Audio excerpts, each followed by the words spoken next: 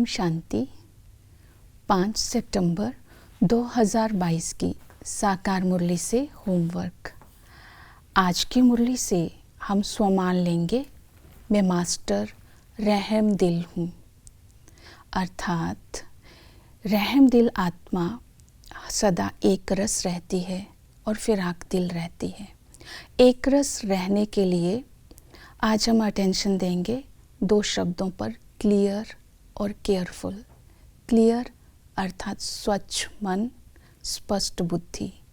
Careful अर्थात माया जीत। फिराक दिल अर्थात खजानों से संपन्न, उदार चित। तब हम अपोजिशन वाली आत्मा को भी खुशी का खजाना दे सकते हैं। आज शाम को इस स्मृति में रहकर मनसा सेवा करेंगे। आज की मुरली से जो लक्ष्य लेंगे, माला में आगे नंबर आने के लिए बाबा ने कहा श्रीमत पर चल, पूरा पुरुषार्थ करना है। आज की मुरली में बाबा ने श्रीमत दी है, चार्ट रखो। मेरी एक रस अवस्था कहाँ तक रहती है। दूसरा, अविनाशी ज्ञान रत्नों का दान मैं आत्मा कहाँ तक करती हूँ, अपने आप को देखो। तीसरा पॉइंट चार्ट का रहेगा सच्चाई सफाई। बाप के साथ अंदर बाहर साफ रहना है, अर्थात किसी भी प्रकार का किचड़ा मन और बुद्धि में ना हो। बाहर साफ रहना अर्थात हर कर्म श्रीमत प्रमाण हो। तीसरा पॉइंट रहेगा पर चिंतन मुक्त। बाबा ने कहा 1-2 का पर चिंतन नहीं करना। पर चिंतन की जड़ है ईर्ष्या।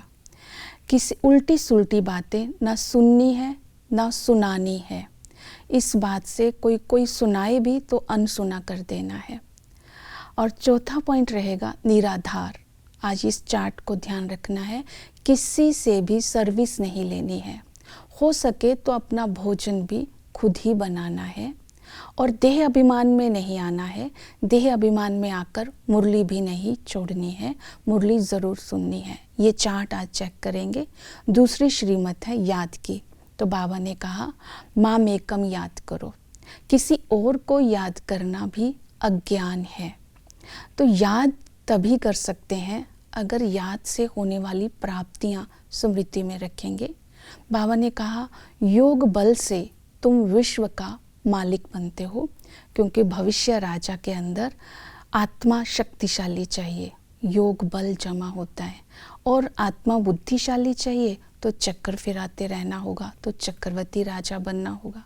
योग से ही विकर्म विनाश होते हैं। योग से ही आत्मा से खाद निकल जाती है। योग करते करते ही हम आत्म अभिमानी बन जाते हैं, क्योंकि सतयुग में सभी आत्माएं आत्म अभिमानी होते हैं, सभी देवताएं। तो इसी तरह आज विशेष योग पर अटेंशन देना है। इसके लिए 84 का जन्मों का चक्र बुद्धि में फिराते रहेंगे। हम ब्राह्मण सो फरिश्ता बनते हैं, देवता बनते हैं। तो ब्राह्मण को याद करते ही हमें पूर्वज की स्मृति आएगी, जिसके कारण हम ज्ञान योग से दूसरों की पालना कर पाएंगे। तो हम चक्रवर्ती राजा बन जाएंगे। और देवता याद करते ही हमें पवित्रता और सत्यता याद आती है, तो अपने जीवन में इसकी धारणा स्वतः हो जाएगी। इसी तरह लास्ट तीसरा पॉइंट श्रीमत का है देही अभिमानी बनो। बाबा ने कहा अपने साथ बातें करो, ये चोला जैसे मरा हुआ है, इस शरीर को मुझे छोड़ना है, ये शरीर विनाशी है और मेरा स्वधर्म शांति है, मुझे अपने शांति धाम में जाना है। तो इस श्रीमत को जो आज बाबा ने बताई, सारा दिन अटेंशन रखते हुए हम भविष्य में ऊंच पद अर्थात माला का दाना बन सकते हैं। आगे नंबर आना है, ये लक्ष्य रखना है। ओम शांति।